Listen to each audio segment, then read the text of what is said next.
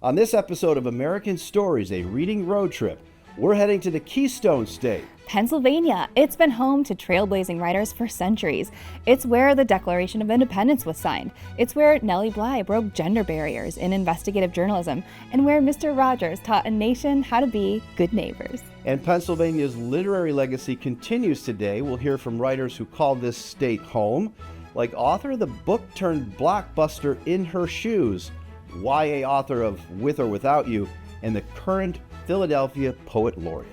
Join PBS Books, the Library of Congress, and the Pennsylvania Center for the Book on a literary adventure through Pennsylvania. This is American Stories, a reading road trip.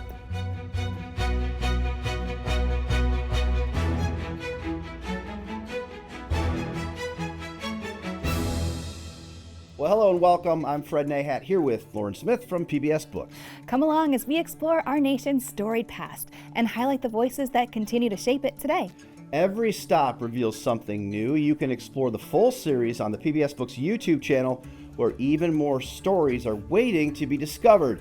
Make sure to subscribe right now to journey with us for every stop ahead. For book lovers, Pennsylvania is well worth the visit. From the picturesque Poconos to the vibrant urban streets of Philadelphia and Pittsburgh, there is a story to be found around every turn. This is a diverse state, not just in landscape, but also in experiences. Pennsylvania is a great mix. It really blends American history, industrial legacy, and unexpected and really stunning natural features, all in tandem with one another. And as you travel across our state, you really feel that. We have mountains, we have rivers, we have valleys, we have this incredible expanse of bounty of trees and natural flora. And we have the big cities too, like Philadelphia and Pittsburgh. I mean, I think people would be surprised how wildly big Pennsylvania is, but people take planes from Philadelphia to Pittsburgh. You shouldn't, because the Amtrak ride is beautiful. But landscape aside, there's just a ton of history here that people in Pennsylvania are very proud of, playing a massive part in the country's founding, through its continued legacy. You walk downtown in Philadelphia and it's like, oh yeah, that's where the Declaration of Independence was signed. This is where Betsy Ross actually made the flag.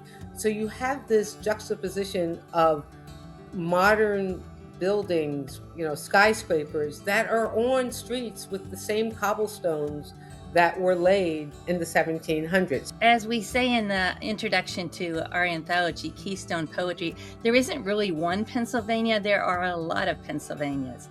And they're all influenced by our words and by our stories. It's really a place that welcomes writers. Do not sleep on the literary community here in Pennsylvania, especially Pittsburgh. I do not know a neighborhood that does not have a long tradition of having a poetry reading or some literary trivia in a bar.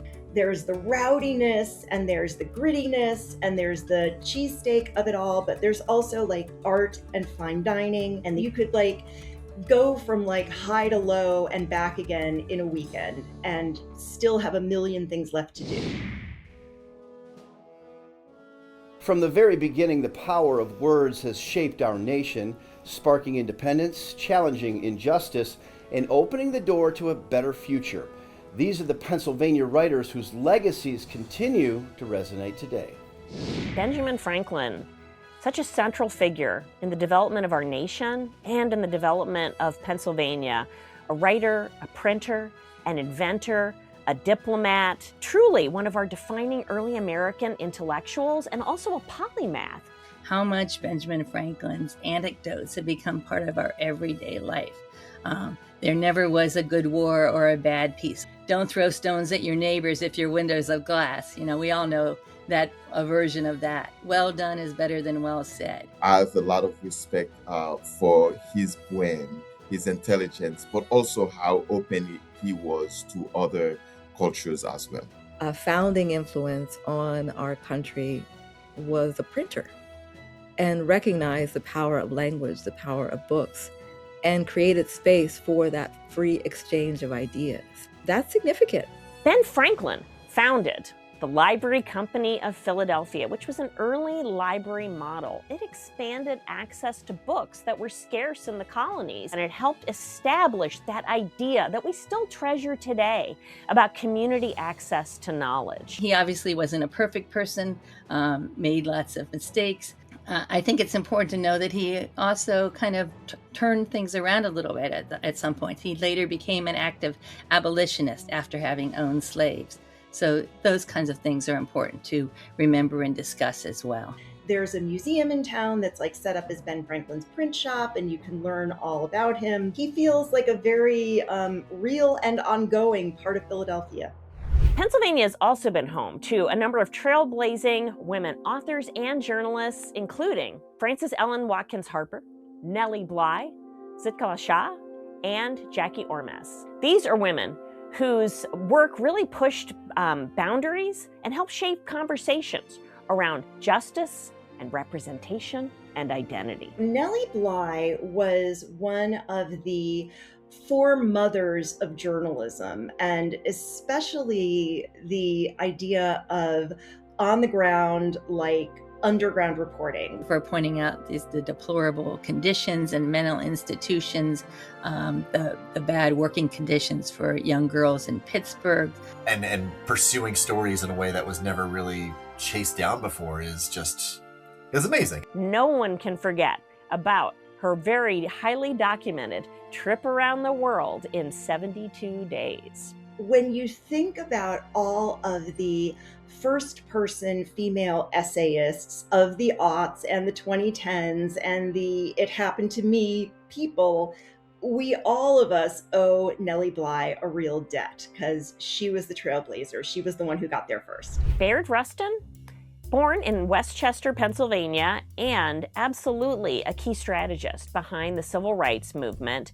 And Bayard Rustin combined his activism with writing and with public advocacy, and he was a very powerful advocate for LGBTQ+ rights in the 1970s and 1980s as well. Rustin was very much the mastermind behind the civil rights movement, and the reason that we did not know much about him before was because he was a gay man, and folks then believed that it was a liability for the movement. Rustin was a Quaker. He drew on a core idea of his faith, and that faith did not take away or say one person or one community is less than. No, we all have this, and we are all deserve to live rightly. I think for the civil rights movement, he is one of the unsung heroes. I like to say that kind of grit and that kind of determination, is Pennsylvania born and Pennsylvania made. So, but I'm just an admirer of his and thankful for his contributions. August Wilson, one of our most important American playwrights and a multiple Pulitzer Prize winner. His Pittsburgh Cycle, which is comprised of 10 plays, chronicles African American life across every decade of the 20th century. I think my personal favorite of his work is Jitney. It's by far the easiest and the most fun to read, but I think the play that to me has the most depth and the most meaning is Fences. August Wilson is the example of what an author should be, and a way of elevating a whole city, a whole group of people through one's writing. What I admire most about him is that he wrote about everyday people going about their everyday life, but in that way it was extraordinary.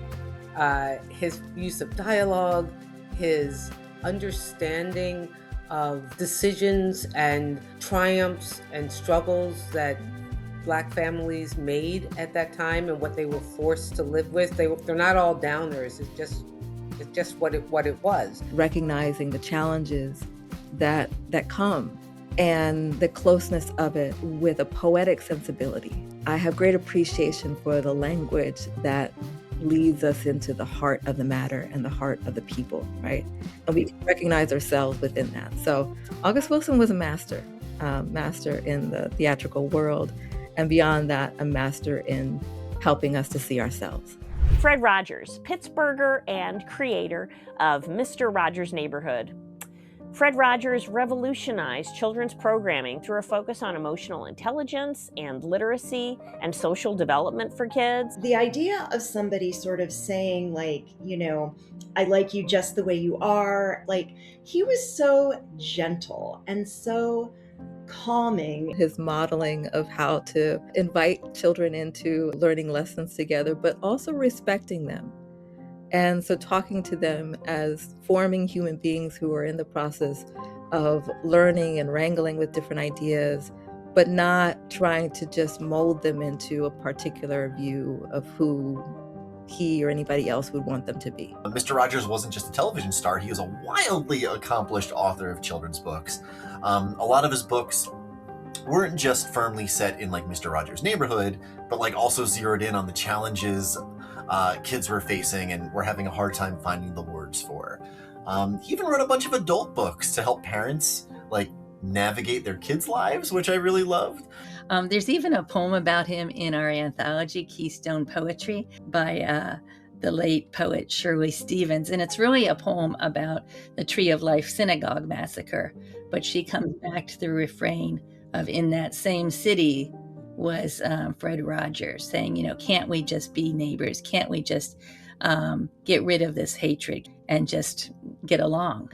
Why can't we lean on that and embrace it as adults? It's not just people from the past who have contributed to the literary heritage of Pennsylvania and beyond. Many contemporary authors continue to reside in the state and draw upon it for inspiration, including Marjorie Maddox. Marjorie Maddox is well known throughout the entire state of Pennsylvania as a very highly published and connected poet. She knows all the poets throughout our state, and she is also co-editor of a recent volume of Pennsylvania poetry, Keystone Poetry, which was published by the Penn State Press. Well, this last year, this is crazy, but I had 5 books come out.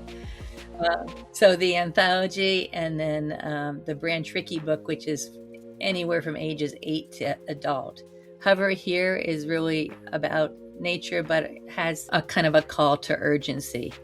So on social justice and on environmental issues.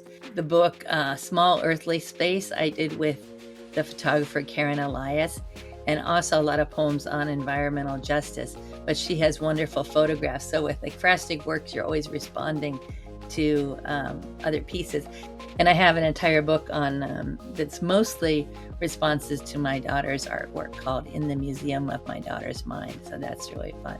This other book that came out this year is called Seeing Things, which is probably the most difficult book that I've written. It's 3 generations of women, the early stages of my mother's dementia, a family member struggling with depression, and then this very blurry line between truth and lie in society. To keep my sanity, I created a whole series of odes throughout to be more uplifting and to add the hope that I also see in the world. But I think with all my books, I would encourage that close observation, examination of the world.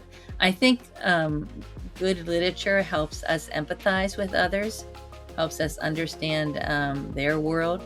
So whether their position or their world or their viewpoint is similar to ours or very, very different, literature can take us there, and hopefully that will bring us closer together. Writing for the next generation is best-selling YA author Eric Smith. Eric is a young adult and contemporary novelist who is based out of Philadelphia, and one of his most recent young adult books, With or Without You, was highlighted as a 2025 Pennsylvania Great Read for young readers. And Eric also works in publishing, and he does a lot of work online to support and connect emerging writers in Philadelphia and beyond. I heard a writer who's far smarter than me, E.C. Myers, who is also a Pennsylvania writer, everyone should look him up, talk about the young adult coming of age arc and how it's all about figuring out who you are, figuring out what the world is like, and then figuring out your place in the world now that you know who you are. I don't know, I love chasing that resolution, even when sometimes I feel like I haven't quite found it myself yet. because I think it's important for kids to, try to chase that down, but also recognize that, you're going to be growing your entire life. Also, with young adult books, the stakes, which it sounds like a pun because I'm talking about my cheesesteak book, but it is what it is. The stakes are always, particularly in contemporary, very close and very personal. Sometimes they aren't world-ending, right? But when you're a teenager, they feel world-ending, right? They do. They feel so huge, and I think it's important to have books that recognize that say, like, these are some huge feelings you're having right now. Here is 400 pages that say that those feelings are valid. Like, one of the bigger themes is, like, I want them to walk away with the knowledge that you should stand up for yourself and the things that you believe in. That happens in pretty much every book that I write. And also just to, like, love your friends. I feel very lucky. I have the same best friends from back when I was 10. And a lot of my characters in my books, their friendships are very close. They tell each other they love one another. They're very open about it. And we should do that more. We should encourage that more because life is short. Tell your friends you love them. Jennifer Weiner is another great author who calls Philly home, using it as a setting in many of her books. Jennifer Weiner, a Philadelphian and personally one of my favorite authors. She is the best-selling author of contemporary fiction, including her first novel, Good in Bed, and her most recent novel, The Breakaway. She's also a New York Times opinion writer, and she is a major advocate for women's representation in publishing in general. I write novels, but you can't ever just write novels. It has to be some subspecies of novels, and mine, for a while, they were called chick lit, which at the time made me stabby with rage. Now that I'm in my 50s, I think I'd be really happy if somebody wanted to call me a chick again. But at the time, it felt very dismissive, and I think it kind of was very dismissive. But Good in Bed was the story of a woman who had gotten dumped and had gotten her heart broken and decides that, how she's going to solve all of her problems, the thing that's going to fix everything is if she can lose some weight. It turns into a story about bodies and self-esteem and how women move through the world and what really matters and who you really are and what a happy ending looks like. And I think that those are the questions that my books have considered over the years. I care a lot about bodily autonomy and the idea that we should be listening to women. And when a woman tells the truth about her life, we should all pay attention. I think that's a thread that sort of wound its way through my books. And bodily autonomy, I think, can mean anything from being I'm plus size and I'm not going to apologize for that, and bodily autonomy in terms of reproductive justice and reproductive choices. If anybody comes away reading my books feeling a little braver and a little more courageous and a little more willing to live authentically, I think that is what I want. That's what I hope for. Another remarkable writer in Philadelphia is its current poet laureate, Dr. Reina León. Her work across poetry, nonfiction, visual art, and archival practice is grounded in both storytelling and community engagement. Reina is an alumni of Penn State University, and she is also currently the Poet Laureate of Philadelphia 2026 to 2028, and she is leading a public poetry initiative. Throughout her work, Reina builds community through storytelling and mentorship and collaboration, and she is an interdisciplinary poet. She works across writing and education and archival practice to produce works that really have impact and draw together a range of diverse audiences. As a poet, you write who you are. You write who you are, what you're passionate about, what continues to needle at you or to energize you in some way. So my second book is very much engaged in education. I identify as a writer as well as an educator. Those are my twin vocations. That book in particular focuses on education and engages with the question of what happens to the boogeyman when dawn comes. Does the boogeyman retreat into the shadows or into the shadows within us? And I think with into the shadows within us, and we have to deal with that, right?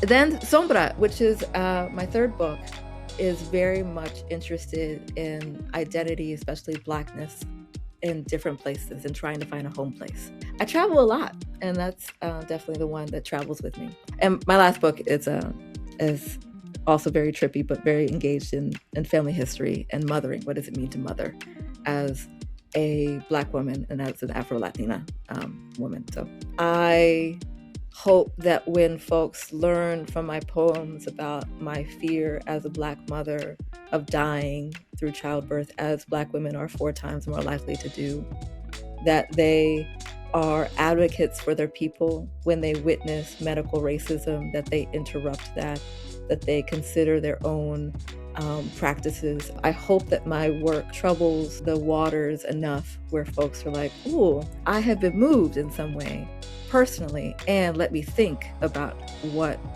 impact this has on my life and the lives of others. In a state like Pennsylvania, there are many remarkable libraries and collections that make it easy to get lost among the shelves and the history.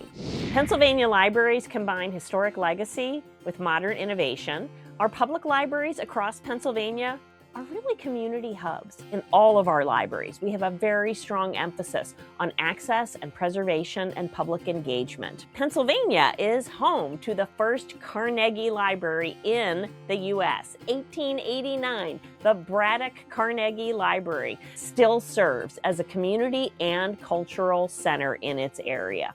The Carnegie Library in Pittsburgh is one of the most beautiful buildings I've ever seen. The library is spacious, it's beautiful, and also it connects with the museum, and you can, while you're in the library, between the shelves, you can pick at the dinosaurs room. They have gardens, they have it's statues. It's really a stunning piece of architecture, and you feel important when you walk into their building.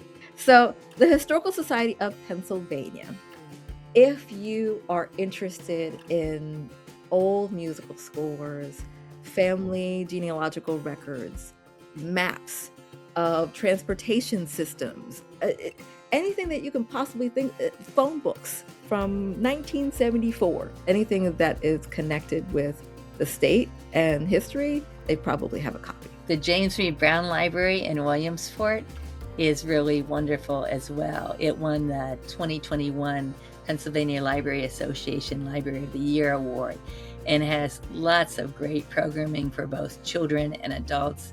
I've given several readings there, but spent a lot of time there. Yeah, I mean, the Free Library of Philadelphia is certainly the one I know the best. It's like super easy to get swept up in the architecture of the main branch and all of that, but the smaller ones that are peppered through the city are the ones that really grab me. You know, they offer up programming that's fantastic with librarians who just seem to care so deeply about their local community. You know, it's one of the largest public library systems in the country, in the world, I think.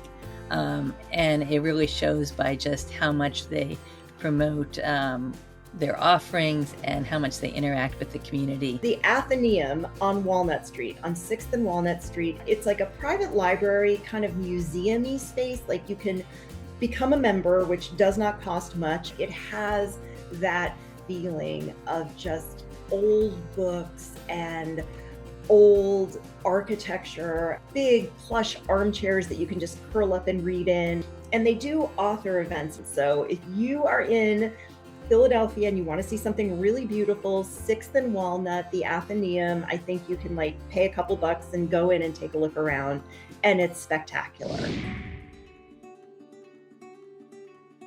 Pennsylvania hosts an astounding independent bookstore scene, including some that hold the honor of being the oldest inclusive bookstores on the East Coast.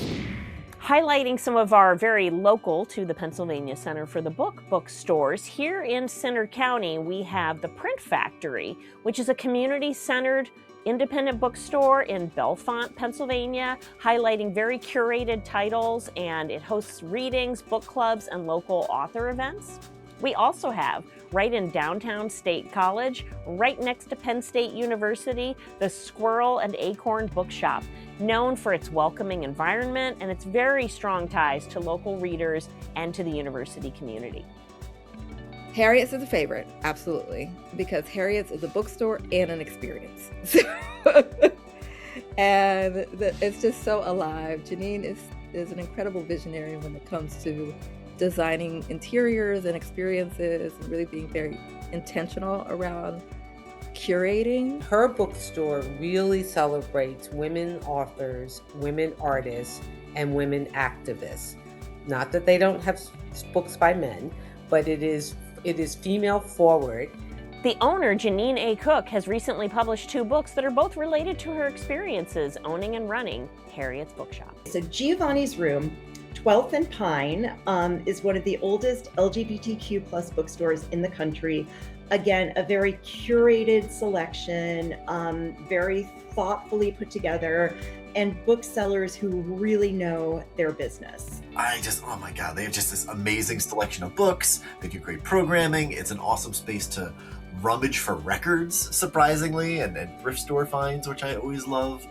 And it's a historic landmark.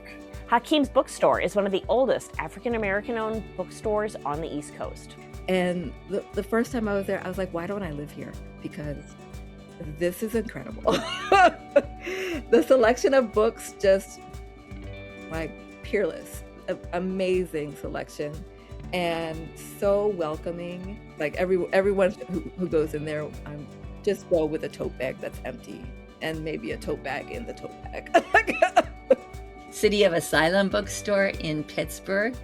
Their mission is wonderful. They really provide the sanctuary to endangered literary writers. They have a bookstore, a restaurant, and a space for meeting. They have amazing books, but what they do best is work and translation. The translation inventory that they have is so intensive. So City of Asylum is one of my favorite bookstores in town. Midtown Scholar Bookstore in Harrisburg, which was voted simply the best independent bookstore. That's what they have as their slogan in the region since 2004.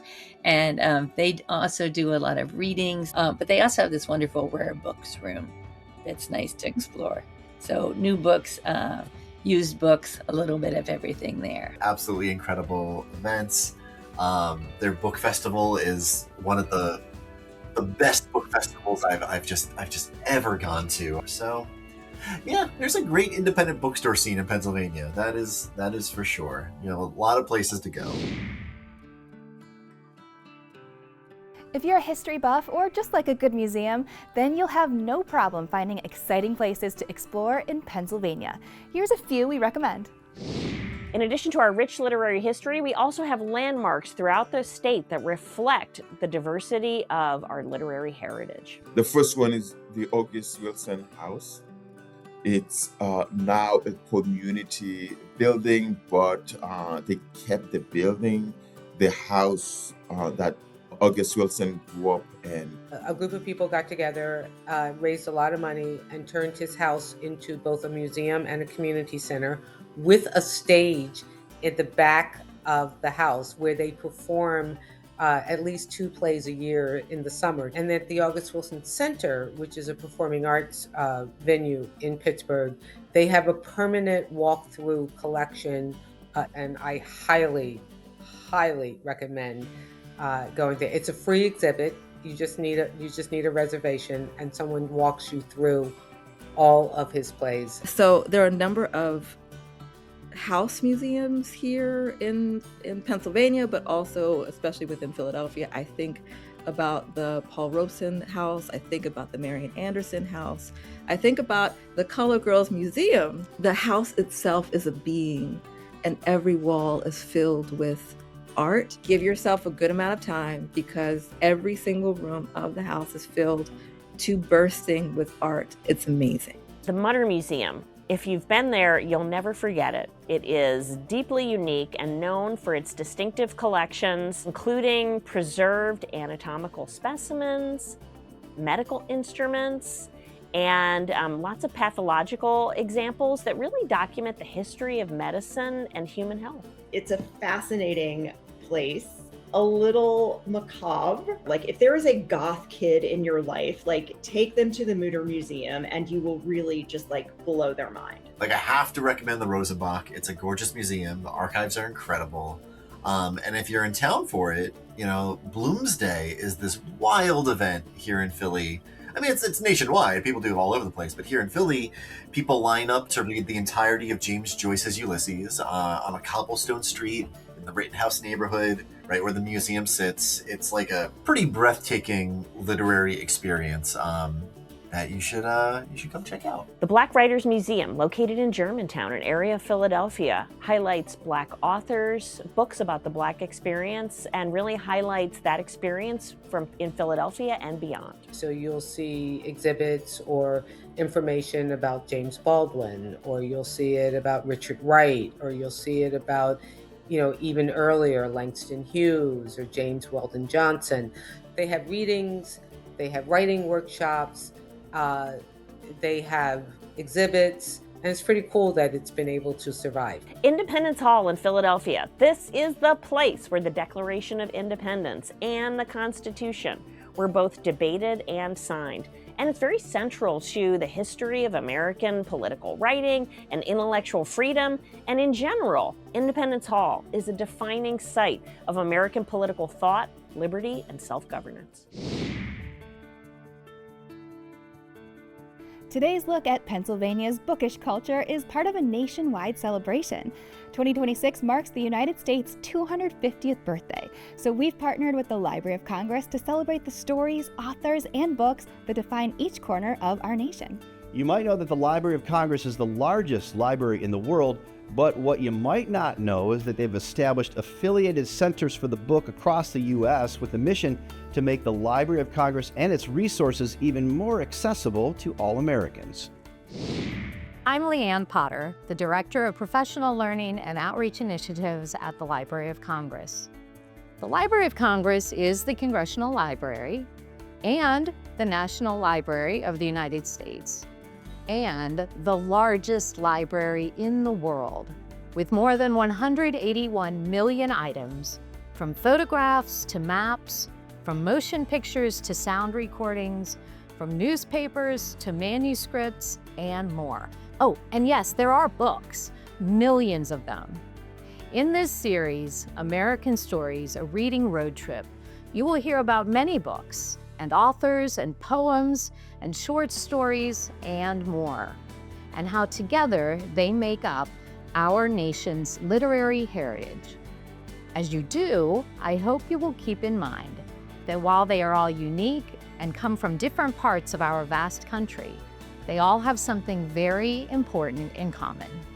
They all live in the collections of the Library of Congress. You will also hear about the library's affiliated centers for the book. There is one in each of the 50 states, the District of Columbia, Puerto Rico, the U.S. Virgin Islands, Guam, American Samoa, and the Northern Mariana Islands. These centers promote reading, libraries, and literacy, and they celebrate and share their state or territory's literary heritage through a variety of programs that you will hear about in this very special series. Today, we're joined by the Pennsylvania Center for the Book, which is on the University Park campus of Penn State University. The mission of the Pennsylvania Center for the Book is to study, celebrate, and promote books, reading, libraries, and literacy to the citizens and residents of the Commonwealth of Pennsylvania. The focus of our center combines awards, educational programs, and lots of public outreach. In the Pennsylvania Center for the Book, we host 3 national-level book awards and a state-level award as well. The Lind Ward Graphic Novel Prize. This is a national juried award. We have experts in graphic novels who serve on the jury to identify the best graphic novel published in the U.S. in the previous calendar year. And this award really highlights outstanding storytelling through visual, art, and text for adult readers. Another award provided by the Pennsylvania Center for the Book The Baker's Dozen, 13 Best Books for Family Literacy. This is an annual list of the 13 most outstanding picture books for kids ages 3 to 6. And on our website, we have every book list for each year, and we also include free literacy activities for families, teachers, and librarians to enjoy with kids. The Lee Bennett Hopkins Poetry Award. This is another award presented yearly by the Pennsylvania Center for the Book. It honors excellence in children's poetry and encourages early engagement with poetic language. This award honors and continues the legacy and work of prolific poet and poetry anthologist and Pennsylvania native Lee Bennett Hopkins. So if you Google Pennsylvania Center for the Book and go to our website, you will find a wealth of educational resources, including lots of free curriculum tools for learners of all ages, and also our expansive digital literary and cultural heritage maps of Pennsylvania. These are online maps that you can explore and learn more about Pennsylvania authors, Pennsylvania books, and also just very interesting facts, innovations, and inventions related to Pennsylvania as well. If you'd like to learn more about their book awards or peruse the list of past winners, visit them online at pabook.libraries.psu.edu. Well, today's stop in Pennsylvania has been enlightening. Thank you again to the Library of Congress and the Pennsylvania Center for the Book for partnering with PBS Books as we journey across the country exploring the books, authors, and destinations that define America's story. What about you? Have you had a chance to visit any of these places? Tell us about your favorite Pennsylvania spots that out-of-town book lovers should visit in the chat or comments. And if our reading road trip has sparked your curiosity about the landmarks, authors, and literary treasures in your own state, the Library of Congress is a great place to start. Visit in person in Washington, D.C., search its vast digital collections online, or connect with your local Center for the Book. For more information on the authors, institutions, and places featured in this episode, visit us at pbsbooks.org/readingroadtrip. This is just one stop along the way. On the PBS Books YouTube channel, you'll find the full journey, stories from across the country, all in one place, ready whenever you are. And be sure to share this video with all of your friends to start planning your next reading road trip. Until next time, happy reading.